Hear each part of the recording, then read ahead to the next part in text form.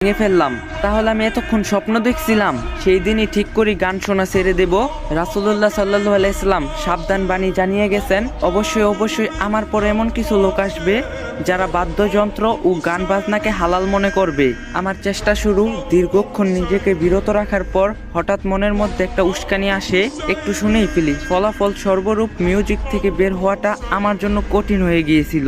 সিদ্ধান্ত নিয়েছি যখন গান শুনতে মন চাইবে তখন মনকে বলবো, এই মন, তোমার খুব ইচ্ছা নাকি জাহান্নামের আগুনে জ্বলতে? জাহান্নামের আগুন সহ্য করতে পারবে? কানকে বলবো, যখন কানে গরম সীসা ঢেলে দেওয়া হবে তখন কি তুমি সহ্য করতে পারবে? মস্তিষ্ক গলিত হয়ে কান দিয়ে বেরিয়ে আসবে, তখন কি সহ্য করতে পারবে? যখন গান শুনতে মন চাইতো আস্তে করে ইউটিউবে ঢুকে একটা সূরা ছেড়ে দিয়ে মন দিয়ে শোনা শুরু করি। মোনাজাতে চাইতাম, ইয়া রব, আমাকে গান বাজনা শোনার নেশাটা কাটিয়ে দাও, আমাকে হেদায়েত দান করো। একটানা 1 মাস এমবি ওয়াইফাই কানেক্ট বন্ধ করে দেই। প্রথম